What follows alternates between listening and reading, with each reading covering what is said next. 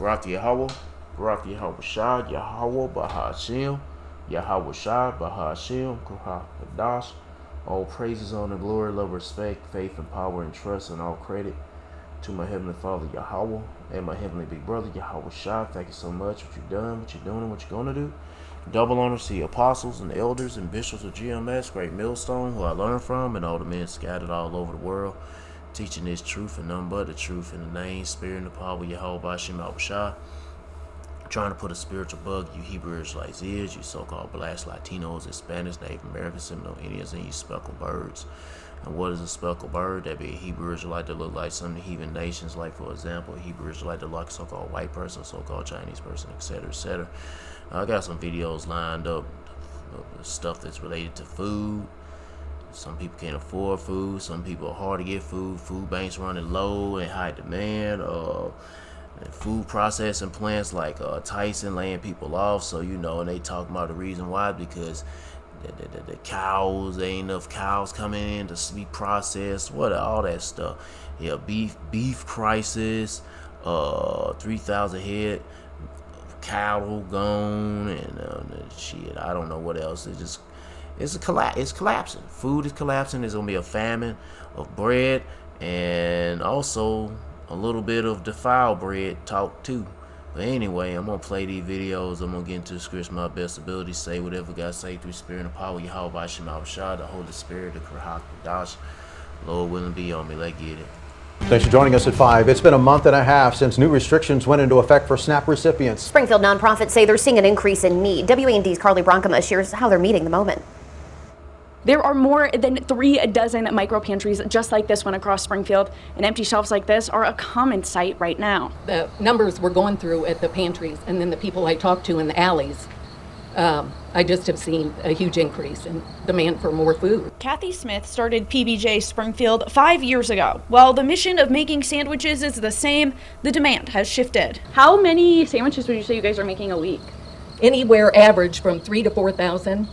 We set a record 3 months ago, and it was 5,585. One of the places that offers Smith's PB&Js is the St. John's Bread Line. We've seen a dramatic increase in the number of people coming to either program to get served with food. Patrick McConnell runs the. I seen something that ain't right.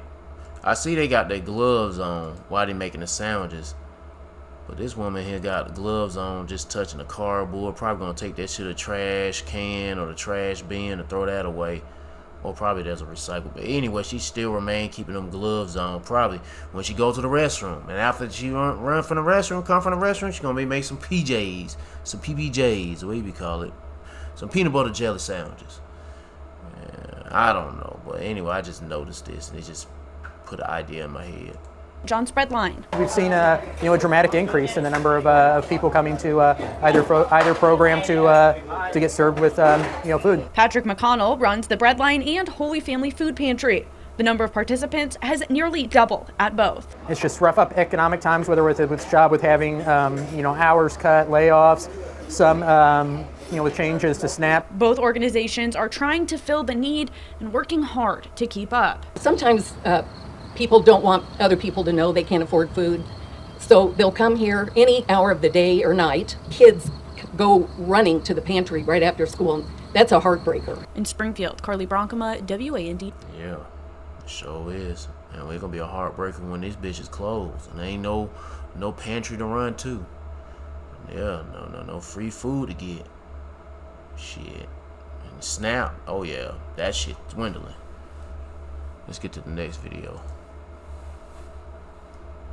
Harbor Freight, built for tool people. Like me.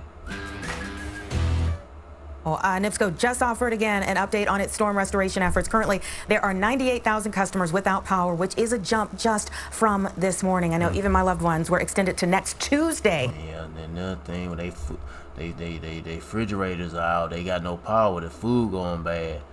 Shit. Now, you know that's bad. Yeah, NIPSCO says the majority, though, of customers should have lights by midnight. Highland and Munster aren't expected, again, to be powered on until next week. Propagansky is out in Gary right now where a lot of people still don't have power. And Brett, even with so many of them using generators, lots had to throw out all their food. I was just talking about that. Just to show you how big of a demand there is right now for food across Northwest Indiana with so many people who still don't have power. There was a food bank here today at Westside Leadership Academy here in Gary, Indiana. It started at 10 o'clock in the morning. It was supposed to go until noon. They had to stop it early because they ran out of food. This is a... Oh, damn. And then the food bank, they probably have food that had to be refrigerated. Some of that shit probably went bad.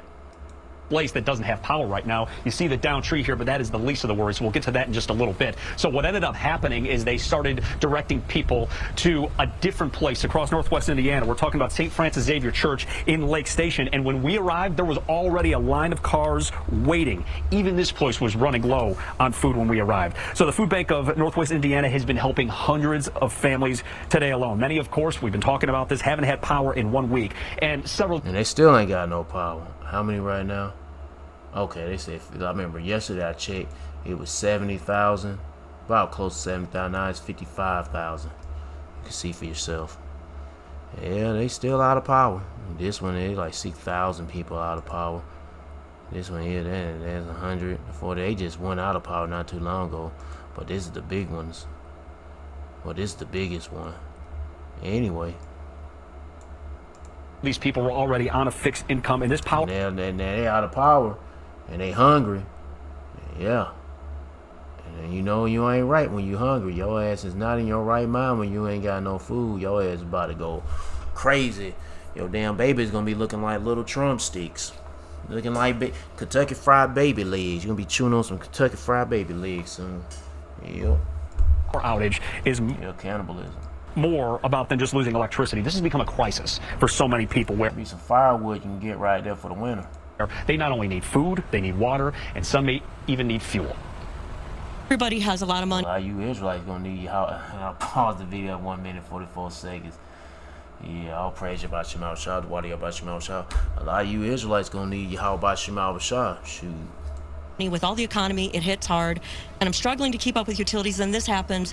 And this is the second storm that has cost my family all the food in our house. So this is a struggle to get back on our feet, and I'm grateful you guys are telling the story. I'm grateful they're giving the food and helping folks, because we haven't been eating a lot. I came here to get some food and was going to go get some water, but she gave me some, and I appreciate it. Thank you very much for all the people that helped me. You're hearing from people who really need help. And we also spoke with Susanna Enslin, who is the Hobart Township Community Outreach Coordinator. She was helping direct cars in line when she herself hasn't had power in a week. And she told me her 87-year-old mother had to leave her home in South Bend because she didn't have any power. And then their 10-person staff in Hobart Township has been working nonstop since the storm began last week. But they even admit that they need help right now. All of the people that I work with, my coworkers, without power, their homes are flooding, their basements are flooding. I mean, the disaster that our staff is also feeling is the same thing that the community is feeling. We're still showing up for you, and I just appreciate the patience that the community has given us. But we are given everything we have, everything that we can do. My staff is very small. We have less than 10 employees, and we've been stretched out for a week. So please, if you can reach out and donate to any helpful charities that there are out there. We can all use it. Times are tough. Money's tight. We'll do our best. And the message bears repeating. So imagine this not just in a county. Imagine this happening in a city. Well, a county's pretty big. I mean, not a city. Yeah, of course it's happening in a city. Imagine this happening to a state, a whole state, or then a whole national, regional area where there's multiple states. It's coming. Hey man, they already broadcast power outages. I know this video ain't about power outages, but they were talking about it. The United States being out of power for 18 months and shit. They letting you know. I don't know if it's gonna be the whole damn country, but it's gonna be random places that's gonna be out of power, having blackouts, brownouts, whatever. Some places might have power. I don't know, but shit, something big is coming. You better be spiritually, mentally ready, getting right with the Lord, and repent. Oh, we've been talking about this family gonna be some. How there's been progress for. And hey, all this talk about food is ultimately leading to that chip implant, the mark of the beast. Gotta address that from all this, because this is a plague. Famine is a plague. So you know this. Esau is. You could say man-made famine, but it's ultimately by the Lord. The Lord is using Esau monkey ass to create this famine. Yeah. NIPSCO, where more people were getting their power back on. Obviously, there were some customers. That one thing I do not like to say man-made. I'm just like, man, everything's of the Lord. Fuck all that shit about man-made. I won't give credit to no man, especially not Esau and Amalek bitch asses.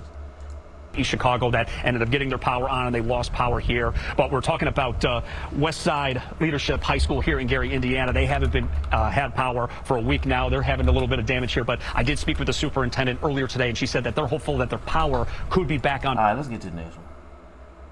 You're getting a whole lot more with our... And then they show this ad with this food, well, so-called food, grease, GMO grease. Food banks across the country continue to face a food shortage as more families turn to them for help. The Josephine County Food Bank says it has been challenging to keep food on their shelves. From July 2025 to June 2026, they've received 500,000 pounds less of food from the year prior. The food purchasing costs also increased from $90,000 to $250,000. Families who never needed food service are seeking their assistance due to rising grocery prices and changes to SNAP benefits. We are seeing some pretty serious impacts across our communities. One is just the cost of food has risen so significantly. It is so challenging for families, for individuals to afford the same amount of food because the price has just gone up so high, anywhere from like 30% over 2 years ago. Food services remain available at the Josephine County Food Bank for those in need of support. Yep, it's getting bad. In the past several days, lightning struck the cattle industry with impacts on cattle raisers and consumers. Turning now to From the Farm. Our ag reporter Stu Ellis joins us in studio. Good morning, Stu. What are the details on this? Well, east central Illinois is not cattle country like the other 2/3 of the state. Cattle raisers in dozens of counties, north, northwest, west of here, are perplexed about their future. The announcement by Tyson Foods last week was that it was going to shut down its cattle processing plant at Joslyn, just east of the Quad Cities. And that was an earthquake in the Illinois cattle industry. The Joslyn plant would process 3,000 head per day from Illinois, Iowa, and Missouri cattle farms. But the gates are closed. No more inbound cattle trucks. And the question is, where are those cattle going to go? The closures also come as the country deals with a 75-year low in beef processing supply. The Joslyn plant employed 2,500 people and had a daily harvest capacity of 3,000 head, the majority sourced from Illinois and Iowa. Many experts believe the market loss will take as much as $200 to $300 off per head. Illinois Beef Association Executive Director Josh St. Peter said, here on Agriculture Day at the Illinois State Fairgrounds, we know the farm economy has been in a rough spot across commodities, but beef has been the bright spot that's carried a lot of Illinois farm families through. He said this announcement feels like a kick in the teeth. The Illinois Beef Association, he says, is deeply disappointed by Tyson Foods' sudden decision to close its processing plant. And for decades, the Rock Island County plant has served as a critical market for family farmers and has been an important economic driver for rural Illinois. The abrupt closure creates significant challenges for hundreds of producers who relied upon that plant to market their cattle.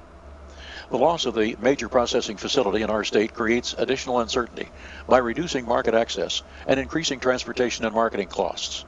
It's the latest ripple effect in the U.S. cattle supply that have fallen to a 75-year low. Packers were paying more to secure cattle, and for months had been losing money on every animal they harvest. Tyson now expects its beef business to post an adjusted operating loss of $500 to $650 million in fiscal 26. But there's another wrinkle. Fewer processing plants also mean fewer buyers competing for cattle in particular areas. An independent livestock trader said the particular closures probably won't move cattle prices much nationally, but they could have regional effects. The plant closures could affect cattle prices regionally because there will be fewer people bidding for animals. Cattle supplies shrank to a 75-year low after a prolonged drought burned up grazing lands in the western U.S., and Washington suspended imports from Mexico in an attempt to keep out the flesh-eating livestock pest, the New World screwworm. So what happens now? In the grocery store, there could be less beef. The price will likely be higher. On the farm, revenue from raising cattle will decline. Tyson will stop some of its corporate bleeding, and other beef processors may also follow suit. So, I mean, pretty much animals and the daggone.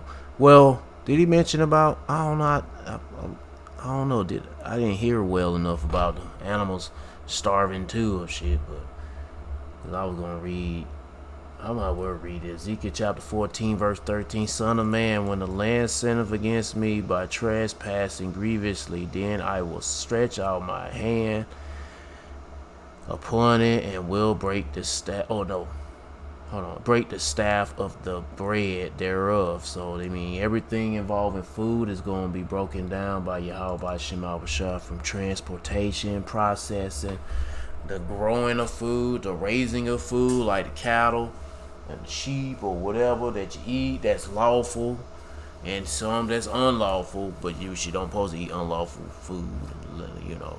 But anyway,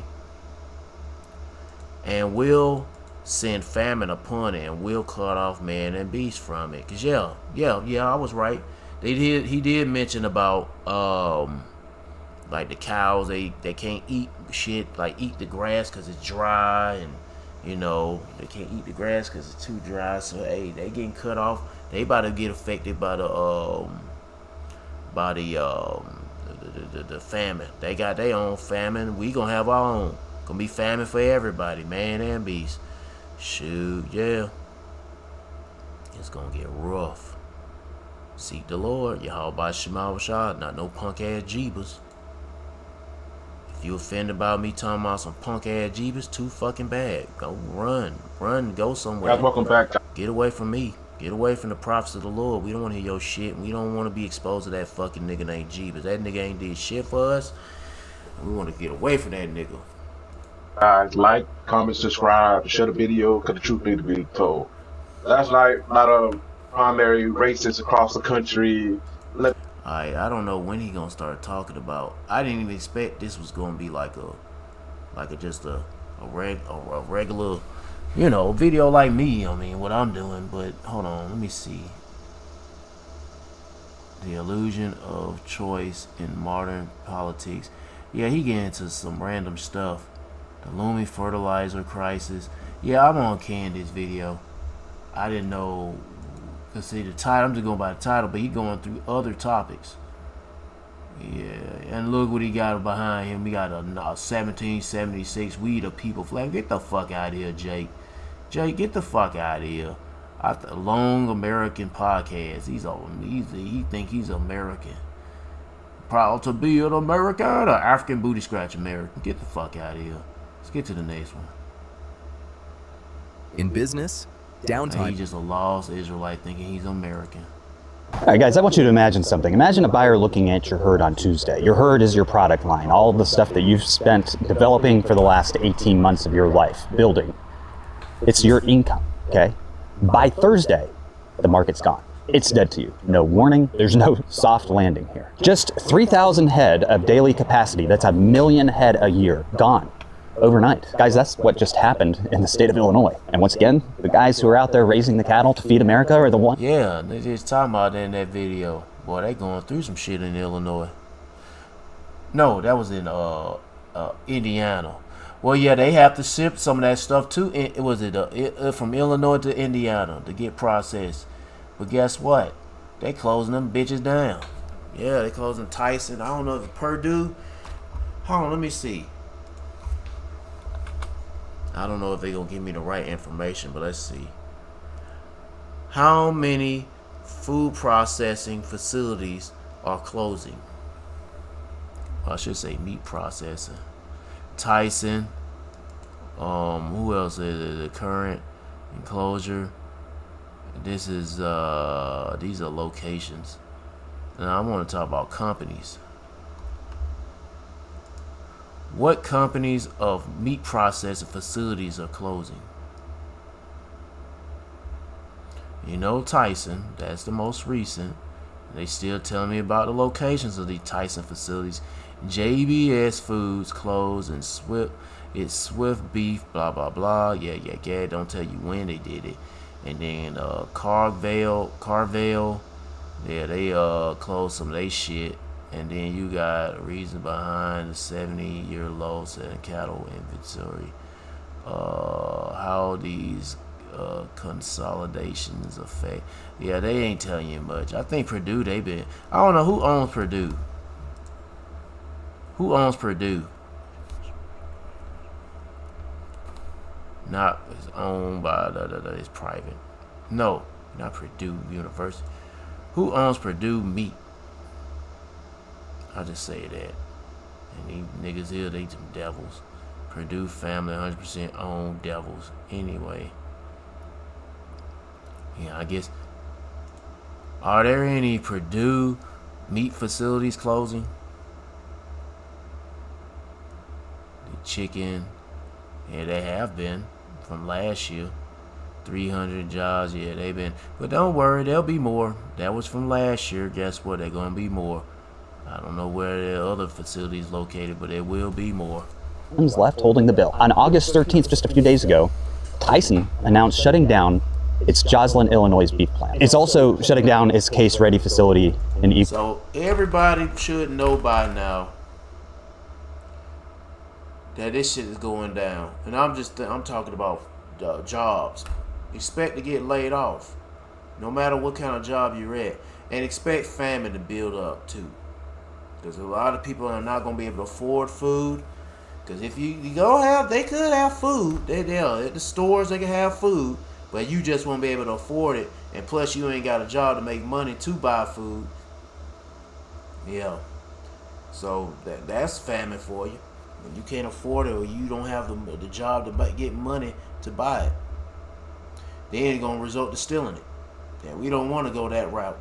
We don't definitely want to take that route of eating anything we see that moves and kill it like a cockroach or a person.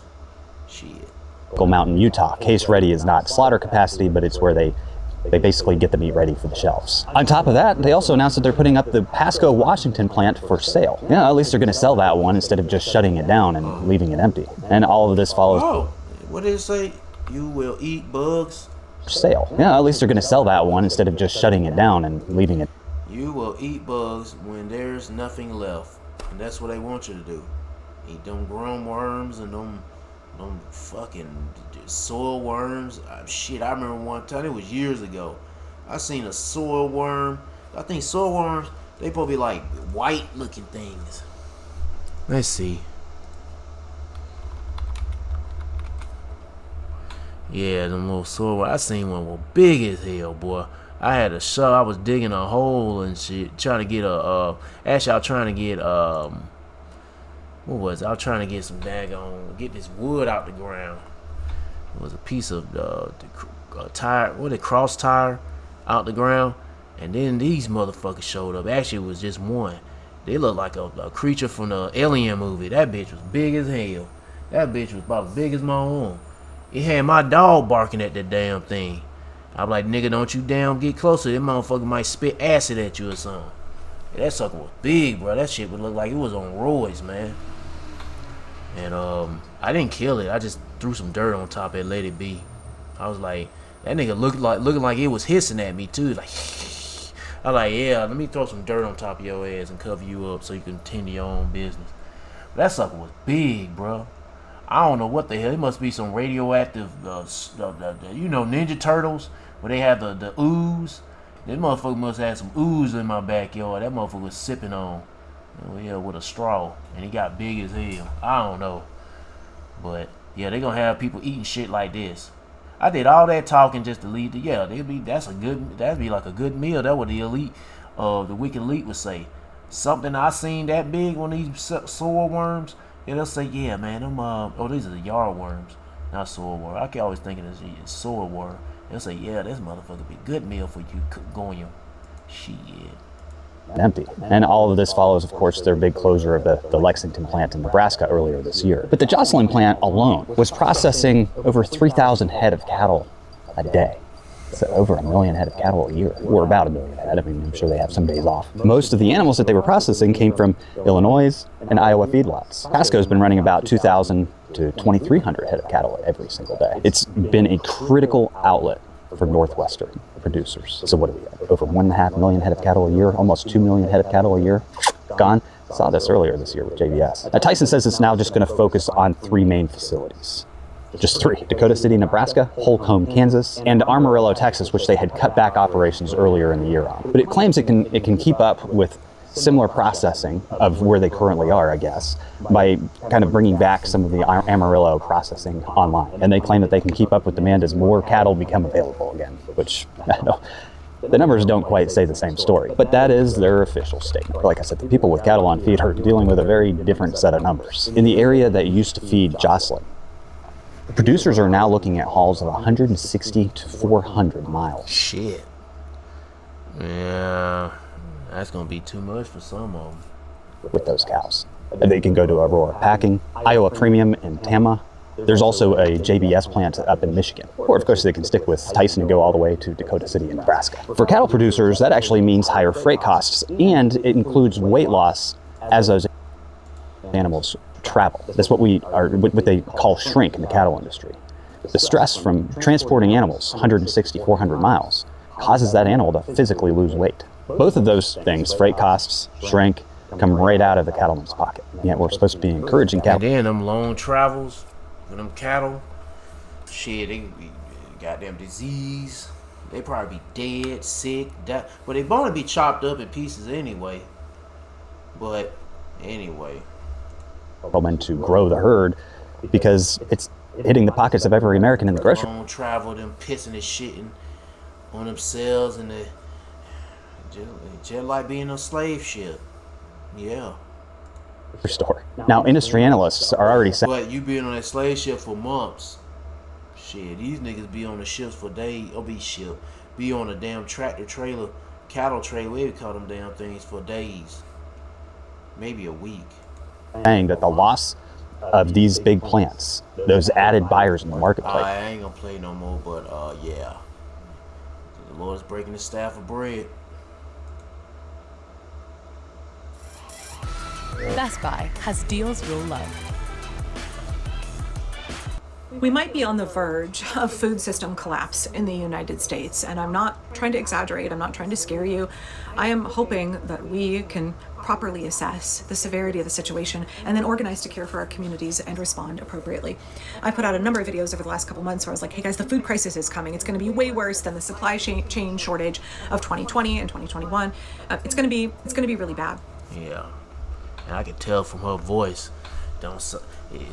she's worried. And in the last month and a half, now that we have seen how dry the summer is, how hot the summer is, how much crop failure there is right now, and how Donald Man, I was just thinking, man, how these people they just living their lives, having parties, giving get-togethers, cookouts, and shit, and that expensive ass beef. But then they still don't, they don't even know why is it so expensive. They don't even think about it. They just like, whatever, it is what it is, and they just want to party and live life to the fullest and all this other shit, not have no worries and shit. That's why it's good to be in the house of mourning. I'm about to say mirth. No, it's good to be in the house of mourning. Matter of fact, since I said that, let me get that.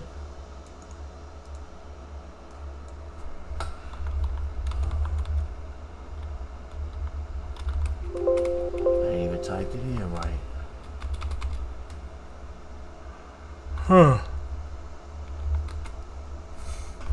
Yeah. Ecclesiastes chapter 7 verse start at 1. A good name is better than precious ornament, and the day of death than the day of one's birth. It is better to go to the house of mourning than to go to the house of feasting, for that is the end of all men. You're pretty much through. All the living will lay it to his heart. Sorrow is better than laughter, for by the sadness of the accountants the heart is made better. The heart of the wise is in the house of mourning. Yeah, that be you. You aware about what's going on. You praying like heaven, Lord have mercy on you when the times get really, really rough. Like right now they rough for some people, but they gonna get really rough when it all boils down to come down to the wire, to the pipe, that all that shit. When it happens, it's gonna get bad. Full throttle RPM. When the Jacob Trouble hit full throttle RPMs to the engine throw up, to the engine blow up. That's what I'm supposed to say. But the heart of fools is in the house of mirth. And these people, I mean, nothing wrong with having a cookout, you know. But damn, you're not even aware about what the word. And let's say somebody, get our scenario. Somebody come to you telling you, hey man, you know things are building up, things are getting bad. And you're like, oh, I don't want to hear that stuff. I don't want to be all depressed thinking about that conspiracy theories, the world coming to an end shit. I don't want to hear that shit. Well, all right, fine, fucking nigga. You don't want to hear that shit? Well, you fucking die then, nigga. I hope you enjoyed this your last steak or burger that you cooking, nigga. That might be the last one, yeah. Anyway, let me stop talking and get back to the video. Trump's endless war in Iran is causing oil prices and a lack of fertilizer to absolutely screw over America's farmers. As we're looking at tariffs having cascading impacts on our food producers, I am growing increasingly concerned that more and more Americans are going to be going hungry in the coming months and year or yeah, and violent too. Years. Now, I'm somebody who doesn't want to make doomer content. I want to encourage and inspire people. When motherfuckers hungry, guess what? They get violent. I want people to be prompted to take action. And I guess the point of me talking about this over and over again is that I want people to understand that what you're hearing from those in power about how great the economy is, how our food prices are fine, like they're trying to gaslight you. I hope the gaslighting doesn't work, but they're trying to gaslight all of us. And so yeah, like Trump saying everything is good, but the economy is awesome, bro. It never gotten. It's always. I mean, it's we're winning. Yeah, it's great. It was worse when Biden and Obama was in power, but now I'm in power. Trump, Nero's in power. It's better. It's awesome. It's great. Our military is stronger. We got enough weaponry to last us for forever and all that shit. Anyway, and enough food too to last forever. Shit. But perfect opportunity. Hey man, with all this shit going on, with the food dwindling from cattle and actual real somewhat so-called food. It's dwindling. Perfect opportunity to bring in all that artificial shit, that lab-grown bullshit. Not just bugs, but even that shit gonna be synthetic bugs and like the GMO bugs. But they gonna be feeding you fake ass burgers with a little human in it, fake ass just anything, and it got the vaccines in it, tomatoes, lettuce, you know, all the disease, yeah, the pestilence in it. That's another thing too. Cutting out the food supply with the pestilence, the salmonella, the cyclops disease, whatever fucking call it, the mud butt disease, give you mud butt, give you diarrhea, yeah, that shit. So I think while we're looking at grocery prices being sky high, we're looking at our bank accounts being smaller and smaller. We're looking at how people scared as hell to eat a slice of lettuce. Shit, they be like, nigga, I might get the mud butt, the bleeding, the diarrhea. Shit, I don't know. And it ain't gonna be just lettuce. It's gonna be a tomato, gonna be an apple, gonna be a banana, gonna be a plantain, it's gonna be a fucking dragon fruit. It's gonna be something. All that shit gonna spread on all the food, bro. It's gonna get fucking crazy out here. how hard we're struggling. People gonna be too scared to fucking eat anything. I think we're still underestimating. These are the players of Yahweh Shema Shah. You Israelites better seek the Lord and repent. How significant the issue is. We need to look at what farmers are saying. We need to look at what the people who grow our food are saying. They're trying to sound the alarm. I know. My most viral video of 2025 was me calling out Trumper farmers, right, who were supporting Donald Trump early on. They voted for him, and then they supported him as he was slashing programs that were benefiting them, that provided grants and funding to farmers. They were still loyally standing by him, and I think a lot of us had a FAFO content that we really enjoyed consuming in early 2025. And I know that there's a lot of farmers in the United States who are still quite conservative. And a lot of them, you guys, it's 2 more weeks, right? They think they'll get a bailout if their crops fail. They think Donald Trump will still take care of them. But I think we still need to listen to them about what's happening on their farms and on their cattle ranches, what have you, because they see how poor the harvests are. They see how they don't have any water. They see the crop failures. They see that they're not able to feed their cattle and they're having to sell off herds. And so I don't think it's useful to make FAFO content, because when our farmers, when our food producers are not able to produce food for us, we all suffer. In permaculture, we talk about how all things are connected. There's no such thing as self-sufficiency. There's no such thing. Like, we have a culture of toxic individualism, but the reality is that we are all connected. Interconnectedness is the thing, whether we want to face the reality that that's how it is or not. So when our farmers are struggling and they fail, we're all going to be in a real difficult position.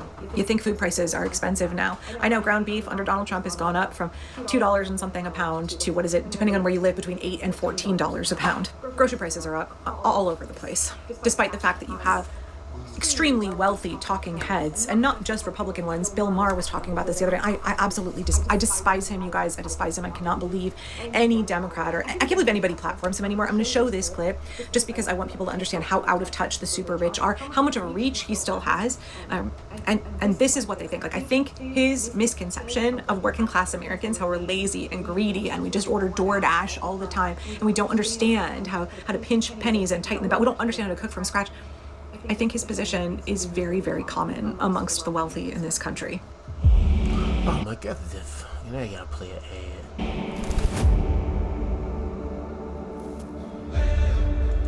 He tweeted out because the students had commented on their platform, a burrito shouldn't cost $20. They keep talking about this shit. They making it like it's a joke. And then what they had one video I was thinking about throwing in, but I was like, no. I talked about this shit before, and it's a fucking joke. They making fun of you Americans, and I really don't give a fuck. But I just didn't see it as being serious.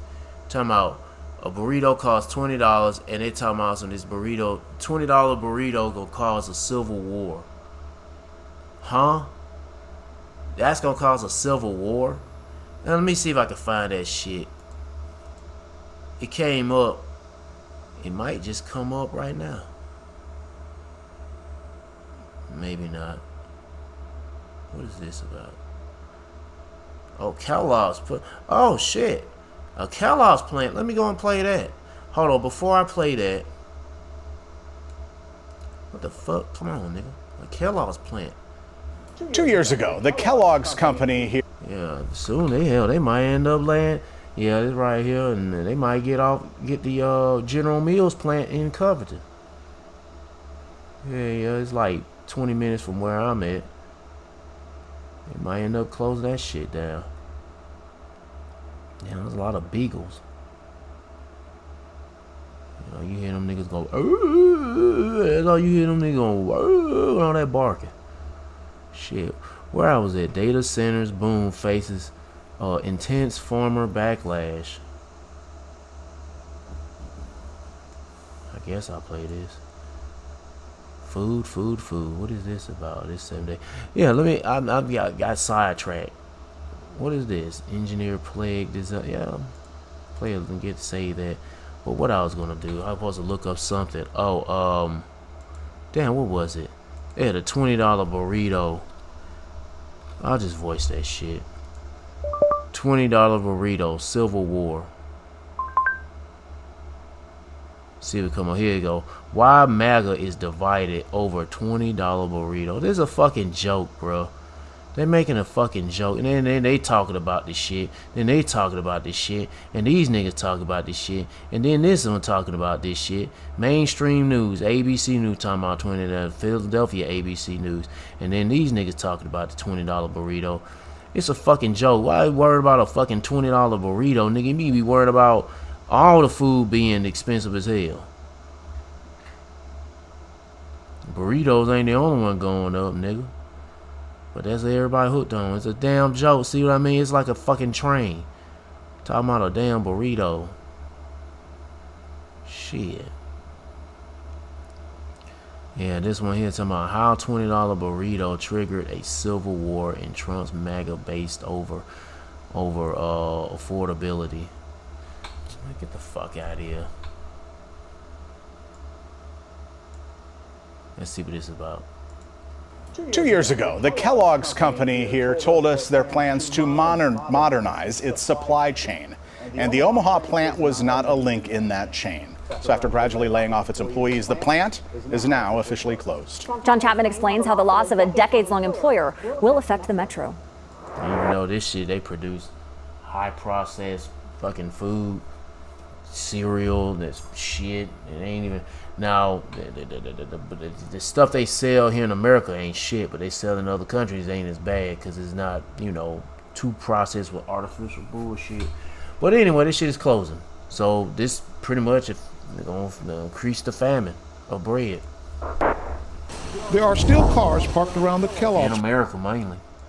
plant in southwest Omaha, but the logo high up on the building doesn't have the same meaning it's had for tens of decades. They've kind of put the writing on the wall, but now they've officially said that the plant's going to close and all those jobs are going away. It's terrible for our community and the families that depended on that for generations, a lot of them. The jobs here were good jobs, union-scale wages. Kellogg's issued a statement that reads in part, "This move is difficult in how it impacts our people in Omaha, and we are committed to supporting them and their families with care and respect through the transition." Production in the plant has ended. The building will be listed for sale. Hopefully another manufacturer, somebody can come in that'll create great jobs like the Kellogg's. Yeah, maybe some great bugs to eat. Plant was, but that's a high. Great jobs to produce bugs to give the people to eat. Artist said right now, I'm hoping that somebody can take that over, but I haven't seen anything what the future looks like. My speaker went out. I gotta chart this shit up.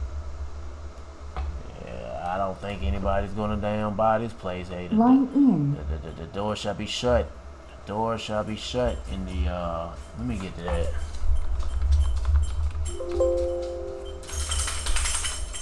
What it says, yeah, and the door shall be shut in the streets. Big businesses, small businesses, plants, grocery stores, whatever you want to call it, they're all closing up. Like it's a sad day for Omaha. In Omaha, I'm John Chapman, First Alert 6. America's shrinking cattle herd is now costing hardworking Americans their jobs. Tyson's Foods laying off 3,200. So this ain't just they closing up one area, and then you got this paper. Hell, is this all current? Like you got JBS. I don't know if it's all current. I know this is current right here. I don't know about this one, but damn, 3,200. 100 employees. Like these two are definitely gone, closing up. Amarillo. Oh, well, wait a minute. They talking about they want to keep that in operations. Whatever. And ending operations at its plants in Jocelyn, Illinois, and Eagle Mountain, Utah. The company had already laid off around 5,000 employees earlier this year after closing plants in Georgia and Nebraska, while also shrinking operations in Texas. The layoffs follow similar closures by JBS Foods. Now, the company blaming the layoffs on a cattle herd, which is now... No, it's more than that. It's more than that.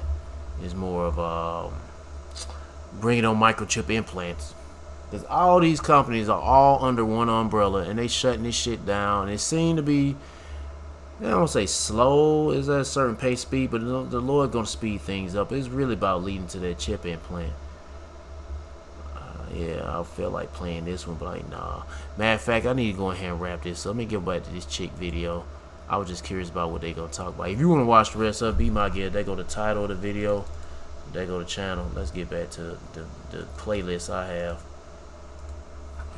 And this guy challenged that. And it says Bill Maher has no idea how. Because this nigga's just an actor, man.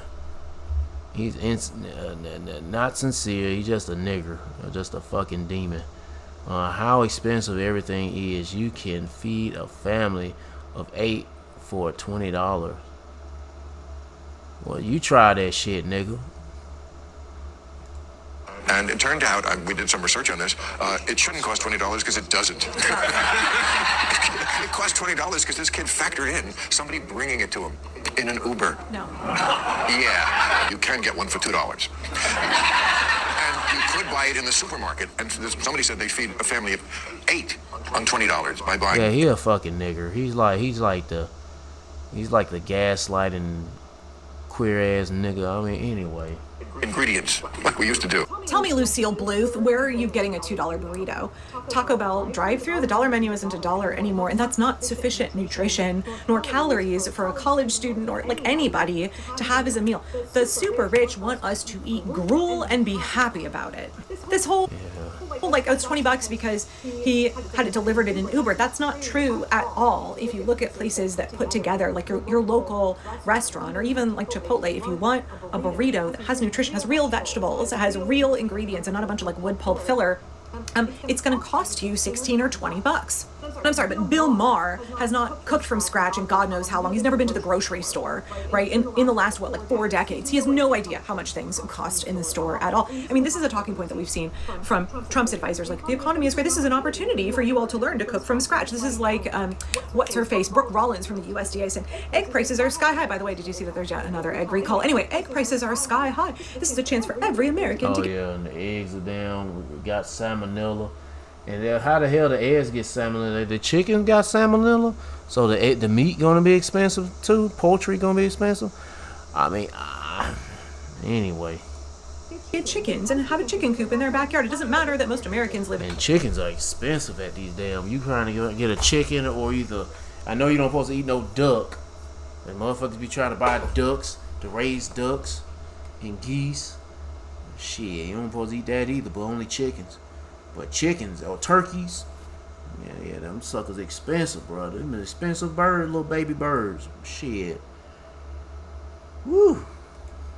In places where the codes prevent them from having chickens. I don't have them. I don't want to deal with no damn raising no chickens that eating with lay eggs and all that shit. It's just more shit for me to. I have to. No, I don't want to take my time and effort away from dealing with that shit.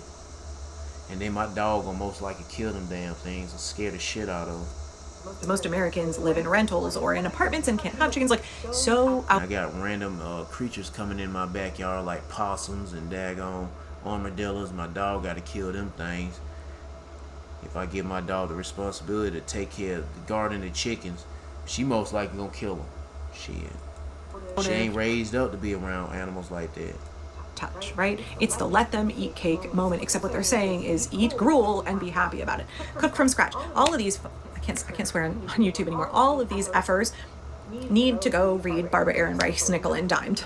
Yeah, I buy pinto beans in bulk at Restaurant Supply or at Winco, a 25 or 50 pound bag of them. We eat pinto beans once a week that I make in my Instant Pot, and I add in shredded zucchini and kale and tomatoes and peppers from whatever's in my garden gets added to my beans. You can go watch my old video on how I make beans.